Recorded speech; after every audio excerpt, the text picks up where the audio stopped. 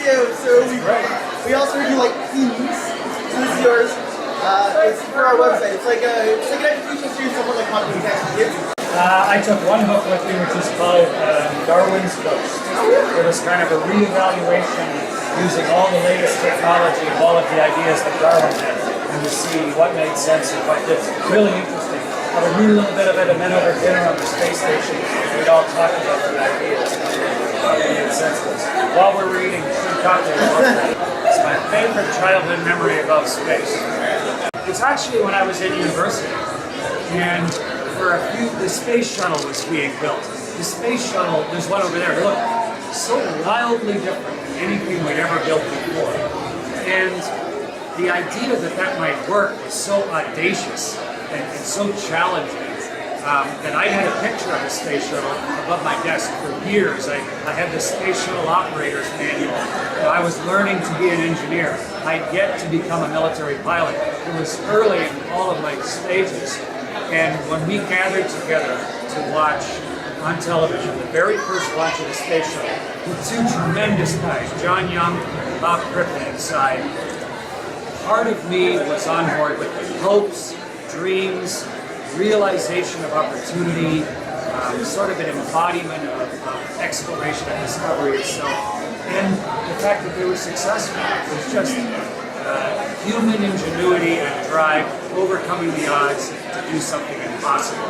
To me, that's what exploration is all about. And space travel tends to often very vividly symbolize that exploration and strength. I think everybody's going to grow up to be something. I think the number one key is imagine what you're going to grow up to be. What's the thing that's the coolest that you can dream of? And not surreal, but what's the coolest job you can think of? Make a decision and stick with it for a while. Say, this month I am going to, I don't know, read a book a day. I am going to not watch television for 2 weeks. I am going to be a vegetarian this month. I'm going to walk 3 kilometers every day. Doesn't matter. Make a decision, stick with it for a while. What is a better measure of success than to aspire a young person to push themselves to do something they might never have otherwise? To me, that is the fundamental measure of success as an adult. And I'm lucky enough to have been trusted in a position and to fly that thing a couple times, so that I get lots of feedback all the time from people who've read the book or whatever and said, you know, I am going to go back to school, or I'm going to take this course, or I'm going to try something different. And to me, it's really not just heartwarming, but it's reaffirming to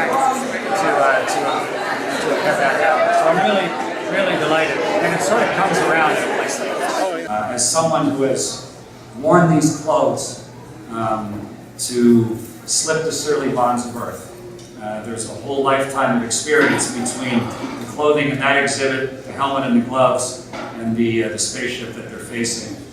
On behalf of all of that richness, I thank Leslie, and I thank all of the people that have made this place work, all the people that contributed to today, and more importantly, for providing this facility for all the little Rowans that are going to come walking through the door in the future. What once was fueled by fear, now it's 50 nations orbiting together here.